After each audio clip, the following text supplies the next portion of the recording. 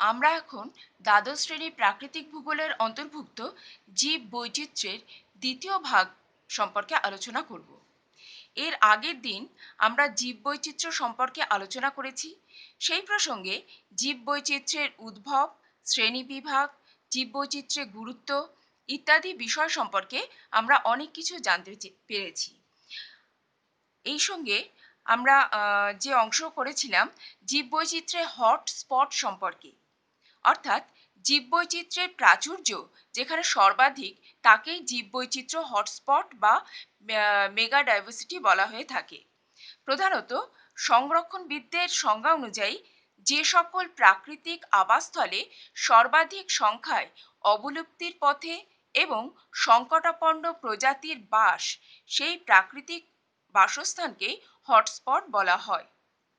প্রধানত আমাজন অববাহিকার সর্বাধিক প্রাচুর্যপূর্ণ হটস্পট অঞ্চল। অন্যদিকে ভারতে হটস্পটের সংখ্যা তিনটি: এক, হিমালয় অঞ্চল; দুই, উত্তর পূর্ব পাহাড়ি অঞ্চল; এবং তিন, পশ্চিমঘাট পার্বত্য অঞ্চল। প্রধানত নিরক্ষীয় অঞ্চলে এই হটস্পটের পরিমাণ হচ্ছে সবচেয়ে বেশি। আজকের পাঠে আমরা জীববৈচিত্র্যের বিনাশের কারণ এবং জীববৈচিত্র্য সংরক্ষণের বিষয় নিয়ে আলোচনা করব। জীববৈচিত্র্যের বিনাশ। প্রাকৃতিক কারণেই প্রকৃতিতে জীবের আত্মবিকাশ বা আত্মপ্রকাশ বা অবলুপ্তি ঘটে থাকে। আদিম যুগে প্রাকৃতিক নিয়মেই জীববৈচিত্র্যের ধ্বংস সাধিত হয়েছিল, কিন্তু বর্তমান দ্রুত অর্থনৈতিক উন্নয়নের কারণে ধ্বংসের মাত্রা বাড়তে থাকে। বর্তমান হিসাব অনুযায়ী পৃথিবী থেকে প্রতি 24 ঘন্টায় 150 থেকে 200 উদ্ভিদ ও প্রাণী প্রজাতি অবলুপ্ত হচ্ছে। এখন আমরা জীববৈচিত্র্যের বিনাশের কারণগুলি সম্পর্কে আমরা দেখব। এই কারণগুলিকে আমরা দুটি ভাগে ভাগ করব: এক, প্রাকৃতিক কারণ, এবং দ্বিতীয়ত মনুষ্য সৃষ্ট কারণ। প্রথম আমরা দেখব প্রাকৃতিক কারণগুলি। এর মধ্যে প্রথম হলো জলবায়ুর পরিবর্তন এবং গ্লোবাল ওয়ার্মিং ইত্যাদির ফলে। দ্বিতীয়ত হচ্ছে প্রাকৃতিক বিপর্যয়, যেমন অগ্ন্যুৎপাত, ভূমিকম্প, সুনামি, ভূমিধস, বন্যা ইত্যাদির প্রভাবে। তৃতীয়ত হচ্ছে বহির্জাগতিক বস্তুর আগমন, অর্থাৎ উল্কাপাত তথা বহির্জাগতিক বস্তুপিণ্ড পৃথিবীতে আছড়ে পড়ায় বায়ুমণ্ডল ধূলিকণায় ভরে যায়। সূর্যালোক পৃথিবীতে আসতে ব্যাহত হয়, ফলে বায়ুমণ্ডলের উষ্ণতা কমে গিয়ে প্রচুর প্রাণীর বিলুপ্তি ঘটতে দেখা যায়। চতুর্থত আমরা দেখছি মরুগ্রাস, অর্থাৎ জলবায়ু পরিবর্তনের ফলে কোনো কোনো অঞ্চল মরুভূমিতে পরিণত হলে সেখানে জীবকুল ধীরে ধীরে ধ্বংসপ্রাপ্ত হয়ে যায়। এরপর আমরা দেখব মনুষ্য সৃষ্ট কারণ। মনুষ্য সৃষ্ট কারণের মধ্যে প্রথমেই হলো বাসস্থান ধ্বংস। খনি খনন, রাস্তা ও রেল লাইন নির্মাণ বনভূমি ধ্বংস করে কৃষি ভূমি, চারণভূমি প্রভৃতি তৈরি, শিল্পকেন্দ্র ও জলবিদ্যুৎ স্থাপনের দ্বারা প্রচুর উদ্ভিদ ও প্রাণীর ধ্বংস ইত্যাদি কারণে বাসস্থান ধীরে ধীরে ধ্বংসপ্রাপ্ত হচ্ছে। দ্বিতীয়ত হচ্ছে অতিমাত্রা বা অতিমাত্রায় বা মাত্রাতিরিক্তভাবে জীবকুল সংগ্রহ। পরিবেশ থেকে অতিরিক্ত কাঠ, গাছপালা, জীবজন্তু, বনজ সম্পদ সংগ্রহের ফলে, তাছাড়াও বনভূমি থেকে গন্ডার, বাঘ, হাতি, হরিণ প্রভৃতি পশু শিকারের ফলে এছাড়াও অতিরিক্ত মাত্রায় মৎস্য সংগ্রহের ফলে জীব বৈচিত্র্য ধীরে ধীরে ধ্বংসপ্রাপ্ত হচ্ছে। তৃতীয়ত আমরা দেখছি পরিবেশ দূষণ। জল দূষণ, বায়ু দূষণ, ভূমি দূষণ, মৃত্তিকা দূষণ প্রভৃতি কারণে জলজ উদ্ভিদ ও প্রাণীর অবলুপ্তি ঘটছে। চতুর্থত আমরা দেখছি গ্লোবাল ওয়ার্মিং বা বিশ্ব উষ্ণায়ন। মানুষের সচেতনতার অভাবে গ্লোবাল ওয়ার্মিং বা বিশ্ব উষ্ণায়ন হয়ে থাকে, যার ফলে উষ্ণতা বৃদ্ধি পায়, বরফ গলে যায় এবং এই বরফ গলা জল সমুদ্রের জলতলের উচ্চতা বৃদ্ধি করে। এইসব কারণেই অনেক সময় জীবজগতের ওপর বিশেষভাবে প্রভাব ফেলে, যার ফলে জীববৈচিত্র্য ধীরে ধীরে ধ্বংসপ্রাপ্ত হচ্ছে। পঞ্চমত আমরা দেখছি জনসংখ্যা বৃদ্ধি।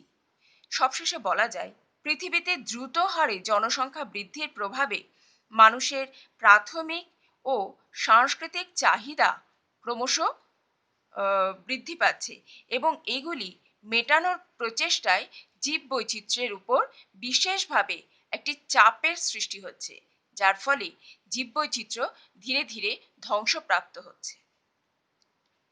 এবার আমরা যেটি দেখব সেটা হচ্ছে জীববৈচিত্র্য ও মানুষ।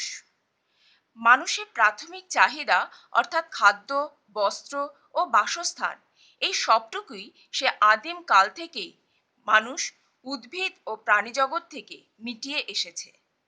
জীববৈচিত্র্যের মধ্যে উদ্ভিদ ও প্রাণী উভয়ের মধ্যেই সুসংগবদ্ধ খাদ্য শৃঙ্খল গড়ে উঠেছে।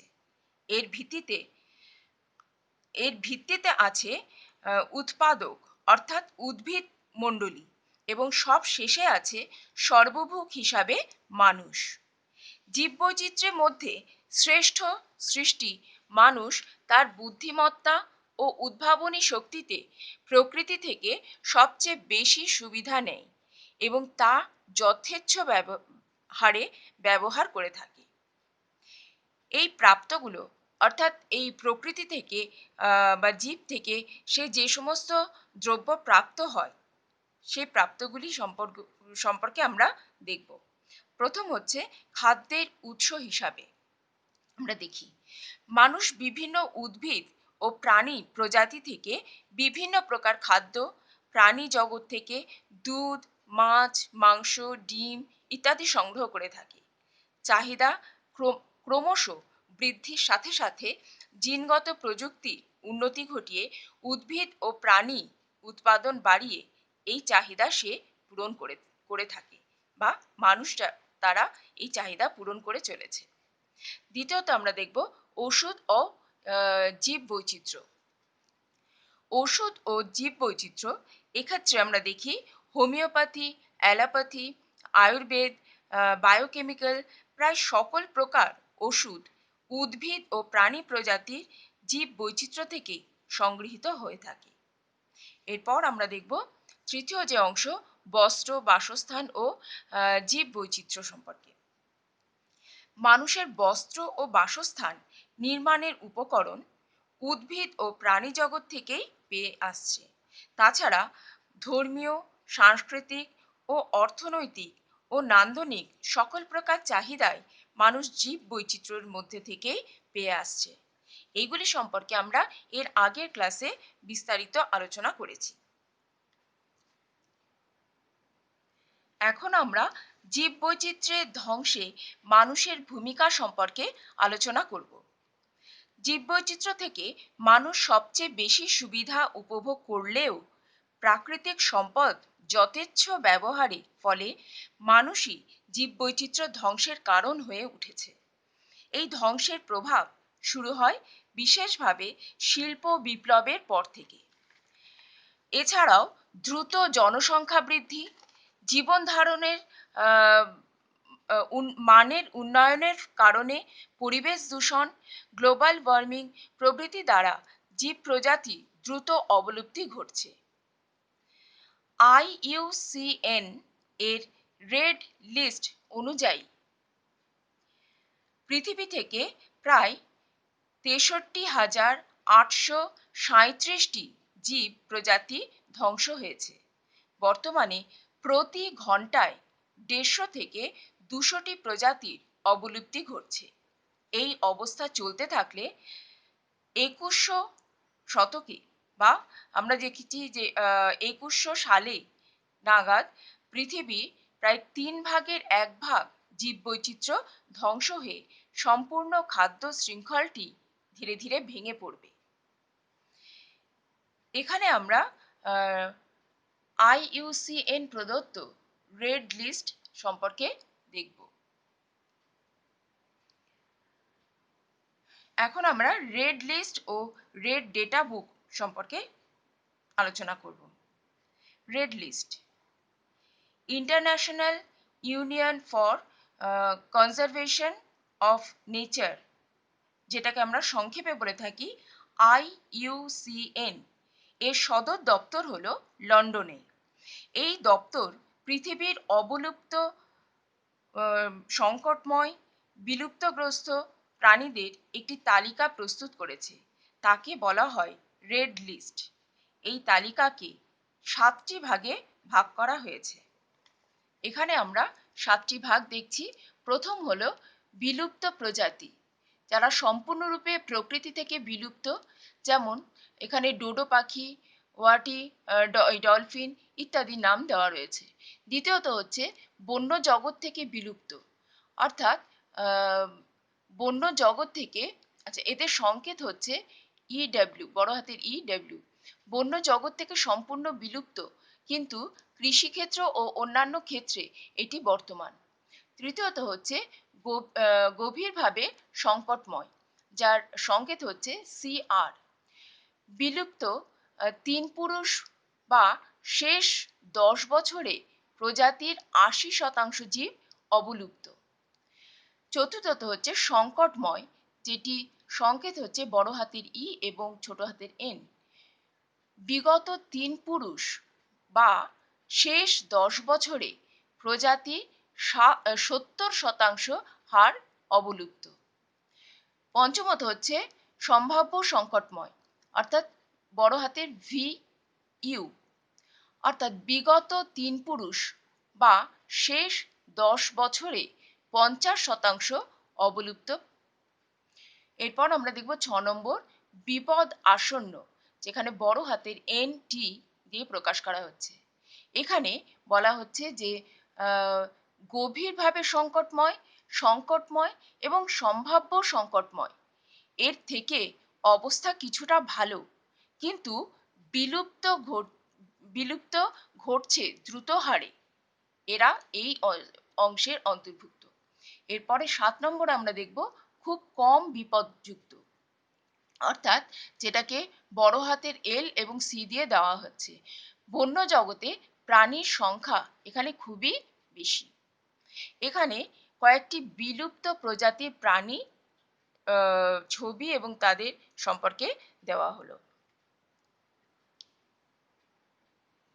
প্রধানত পৃথিবীর অবলুপ্ত, সংকটময়, বিপদগ্রস্ত প্রভৃতি প্রাণীদের একটি তালিকা প্রস্তুত করে IUCN।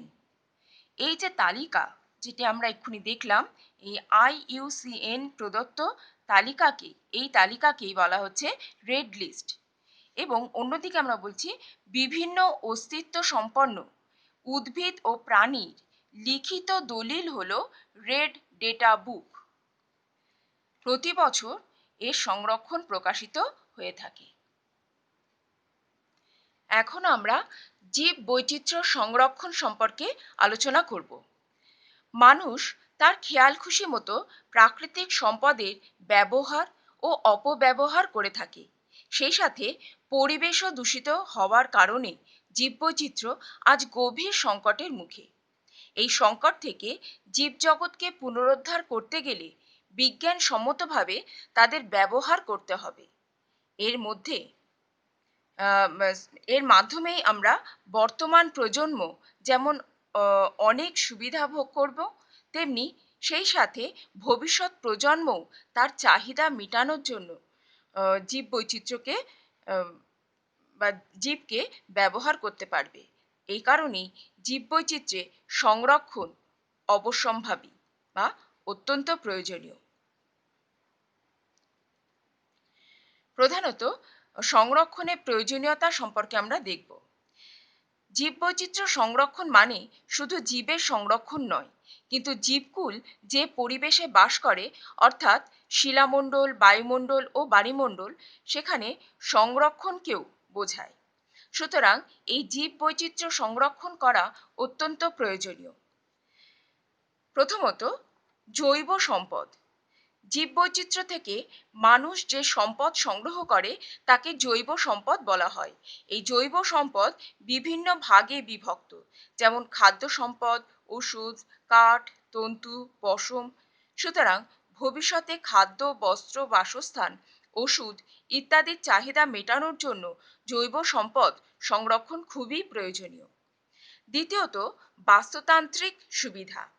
জীববৈচিত্র্য মৃত্তিকা ক্ষয়কে রোধ করে, মৃত্তিকার পুষ্টির যোগান দেয়, দূষণ নিয়ন্ত্রণ করে, জলচক্র, পুষ্টিচক্র, জৈব ভূ রাসায়নিক চক্রকে নিয়ন্ত্রণ করে, পরিবেশের ভারসাম্য বজায় রাখে, জল শোধন, এছাড়াও বন্যা নিয়ন্ত্রণ এই সমস্ত করে থাকে। সুতরাং এই সব বাস্তুতান্ত্রিক সুবিধার জন্য জীববৈচিত্র্য সংরক্ষণ খুবই প্রয়োজনীয়। তৃতীয়ত, আমরা বলতে পারি সামাজিক, নান্দনিক, ধর্মীয় ও আধ্যাত্মিক সুবিধা। মানুষ গাছপালা, পশু পাখিকে ধর্মজ্ঞানে পুজো করে থাকে। যেমন তুলসী গাছকে অনেকেই পুজো করে থাকেন। এছাড়া বটগাছকেও অনেকে পুজো করে থাকেন। ধর্মীয় ভাবাবেগ বিভিন্ন ধরনের পশু হত্যা নিষিদ্ধ করে। সঙ্গীত, অঙ্কন, রচনা প্রভৃতি বিষয়সমূহ মানুষকে সৃজনশীল কাজে উৎসাহ দেয়। সুন্দর পরিবেশ মানুষের মনকে ভালো রাখে, ভালো কাজে অনুপ্রেরণা দেয়। চতুর্থত, আমরা বলি বিজ্ঞান ও প্রযুক্তি। প্রতিনিয়তই অনেক জীব প্রজাতি অবলুপ্ত হচ্ছে, তাদের উপকারী হিসাবে চিহ্নিত করা সম্ভব নয়। সুতরাং জীববৈচিত্র্যকে সংরক্ষণ করে গবেষণার মাধ্যমে উপকারী উদ্ভিদ ও প্রাণীগুলিকে চিহ্নিত করে বিজ্ঞান ও প্রযুক্তির মাধ্যমে চিকিৎসা বিজ্ঞানে ঔষধ ও কৃষিক্ষেত্রে উচ্চ ফলনশীল বীজ আবিষ্কার করে জীববৈচিত্র্যকে সংরক্ষণ করা প্রয়োজন। পঞ্চমত, জলবায়ু পরিবর্তন। দূষণ ও গ্লোবাল ওয়ার্মিং বা বিশ্ব উষ্ণায়নের প্রভাবে যেভাবে জলবায়ুর পরিবর্তন ঘটছে, তা প্রাকৃতিক বিপর্যয়ের সংখ্যা বাড়ছে। এর ফলে প্রাকৃতিক বিপর্যয়ের সংখ্যা বাড়ছে। তাই আমরা জানি একমাত্র জীববৈচিত্র্য সংরক্ষণের মাধ্যমেই আমরা এগুলিকে নিবারণ করতে পারব। এরপর আমরা দেখব জীববৈচিত্র্য সংরক্ষণ পদ্ধতি সম্পর্কে। প্রধানত জীববৈচিত্র্য সংরক্ষণ দুভাবে করা যায়, যথা এক হলো ইন সিটু সংরক্ষণ বা স্বাভাবিক বাসস্থানের ভিতর সংরক্ষণ, অর্থাৎ জীবকুলকে তার স্বাভাবিক বাসস্থানের মধ্যে সংরক্ষণ করা হলে তাকে ইন সিটু সংরক্ষণ বলে। যেমন জাতীয় উদ্যান, বন্যপ্রাণী অভয়ারণ্য, বায়োস্ফিয়ার পার্ক ইত্যাদি। এখন আমরা এইগুলো সম্পর্কে একটু দেখব। প্রথম হলো জাতীয় উদ্যান। আচ্ছা, তার আগে বলি জীববৈচিত্র্যকে আমরা দুটো ভাগে ভাগ করছি। এক হচ্ছে ইন সিটু সংরক্ষণ, আর একটি হচ্ছে এক্স সিটু সংরক্ষণ। প্রাকৃতিক আবাসস্থল যেটা হলো ইন সিটু সংরক্ষণ, এখানে জাতীয় উদ্যান, বন্যপ্রাণী অভয়ারণ্য, বায়োস্ফিয়ার রিজার্ভ ইত্যাদি রয়েছে। আর দ্বিতীয় তার একটা ভাগ যেটা হচ্ছে কৃত্রিম আবাসস্থল, যেটাকে বলা হচ্ছে এক্স সিটু সংরক্ষণ। এখানে বোটানিক্যাল গার্ডেন, চিড়িয়াখানা, জিন ব্যাংক ইত্যাদি সম্পর্কে দেওয়া রয়েছে।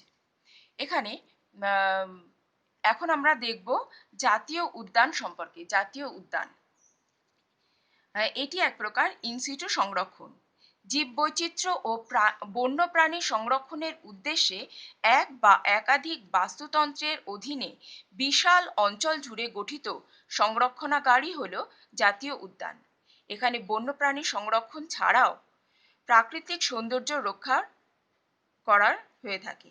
এছাড়াও শিক্ষা, বিজ্ঞান, গবেষণা, বিনোদনমূলক ব্যবস্থা ইত্যাদি উন্মেষ ঘটানো হয়ে থাকে। জাতীয় উদ্যানে চাষ, পশুপালন, অন্যান্য বাণিজ্যিক কাজকর্ম এগুলি সম্পূর্ণ নিষিদ্ধ।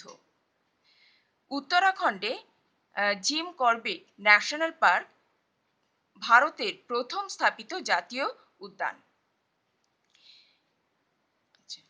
এরপর আমরা দেখব বন্যপ্রাণী অভয়ারণ্য।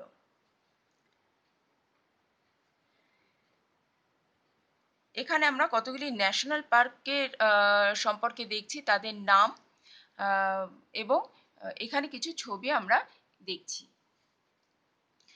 এরপর আমরা দেখব বন্যপ্রাণী অভয়ারণ্য।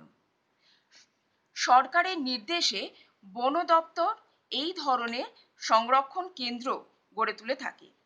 উদ্যানে বন্যপ্রাণী হত্যা, সংগ্রহ ইত্যাদি সম্পূর্ণ নিষিদ্ধ। তবে গৌণ বনজ সম্পদ সংগ্রহ যেমন মধু, মোম ইত্যাদি সংগ্রহ এবং পর্যটন নিষিদ্ধ নয়। প্রধানত পর্যটক এখানে দপ্তরের অনুমতি ও সহায়তায় প্রবেশ করে এবং এখানে প্রাণী ও পরিবেশ তারা দর্শন করে বা উপভোগ করে। তবে বন্যপ্রাণী হত্যা ও তাদের বিরক্ত করা সম্পূর্ণ এখানে নিষিদ্ধ।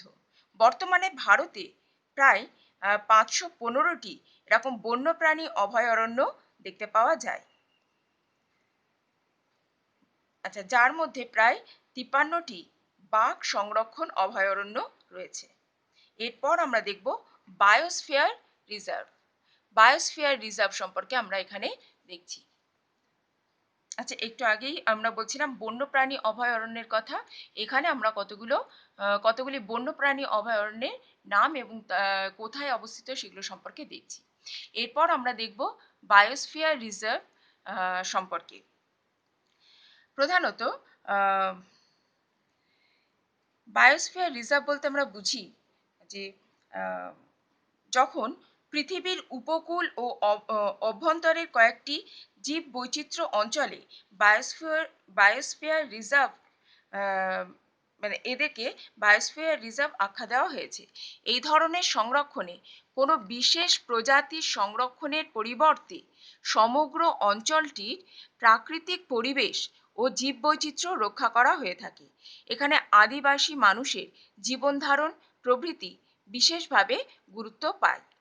এই বায়োস্ফিয়ার রিজার্ভে আমরা প্রধানত 3টে অঞ্চল দেখতে পাই। এই 3টে অঞ্চলের একদম কেন্দ্রে হচ্ছে কেন্দ্রীয় এলাকা। এখানে মানুষ যে কোনো কাজকর্ম মানুষের কোনো কাজকর্ম বা যে কোনো কাজকর্মই এই অঞ্চলে নিষিদ্ধ। দ্বিতীয়ত হলো বাফার অঞ্চল, অর্থাৎ যেখানে শিক্ষা ও গবেষণামূলক কাজকর্ম শুধুমাত্র চলে, কিন্তু মানুষের অর্থনৈতিক কাজকর্ম এখানে সম্পূর্ণভাবে নিষিদ্ধ। তৃতীয়ত হচ্ছে অন্তর্বর্তী এলাকা। এখানে জনবসতি, কৃষি, বিনোদনমূলক কাজকর্ম সাধিত হয়ে থাকে। তো এখানে আমরা কতগুলি বায়োস্ফিয়ার রিজার্ভের নাম এবং সেগুলো কোন রাজ্যে অবস্থিত সেগুলো সম্পর্কে আমরা দেখছি। এখন আমরা কৃত্রিম আবাসস্থল অর্থাৎ এক্স-সিটু সম্পর্কে আলোচনা করব। এক্স-সিটু বা স্বাভাবিক বাসস্থানের বাইরে সংরক্ষণ হয়ে থাকে। লুপ্তপ্রায় বা সংকটাময় জীব বৈচিত্র্যকে বাঁচানোর তাগিদে স্বাভাবিক বাসস্থানের বাইরে অন্য কোনো অনুকূল পরিবেশে প্রজাতি সংরক্ষণ করা হলে তাকে এক্স-সিটু সংরক্ষণ বলা হয়। এক্ষেত্রে স্বাভাবিক যে তাদের বাসস্থান তার বাইরে অন্য কোনো জায়গায় অনুকূল একটা পরিবেশে এদেরকে সংরক্ষণ করা হয়ে থাকে। এদের মধ্যে যেমন আমরা বলতে পারি বোটানিক্যাল গার্ডেন, চিড়িয়াখানা, জিন ব্যাংক ইত্যাদি এর অন্তর্ভুক্ত। এই এক্স-সিটু সংরক্ষণের মাধ্যম হিসাবে আমরা দেখে থাকি এইগুলির নাম। প্রধানত বোটানিক্যাল গার্ডেন বা বায়োলজিক্যাল পার্ক। ইংল্যান্ডে দ্য রয়্যাল বোটানিক্যাল গার্ডেন পৃথিবীর বৃহত্তম বোটানিক্যাল গার্ডেন। হাওড়ার Acharya Jagadishchandra Bose institute botanical garden, যেটি শিবপুর বোটানিক্যাল গার্ডেন নামে পরিচিত, এটি ভারতের বিখ্যাত বোটানিক্যাল গার্ডেন। এছাড়াও আমরা দেখছি বিভিন্ন জায়গায় চিড়িয়াখানা রয়েছে। পৃথিবীতে এই মুহূর্তে প্রায় 800-এরও বেশি চিড়িয়াখানা এবং জুলজিক্যাল পার্ক অবস্থান করছে, যেখানে প্রায় 3000-এর কাছাকাছি প্রাণী প্রজাতি সংরক্ষণ করা হয়েছে। এছাড়া আমরা দেখছি জিন ব্যাংক। জিন ব্যাংক হচ্ছে অত্যন্ত গুরুত্বপূর্ণ, যেখানে বৈজ্ঞানিকভাবে বীজ, শুক্রাণু সংগ্রহ এবং সংরক্ষণ করে সিটু কালচার এর ব্যবস্থা করা হয়। একেই বলা হয় জিন ব্যাংক। তাহলে আমরা বিভিন্ন প্রকার জীব বৈচিত্র্য সম্পর্কে আলোচনা করলাম।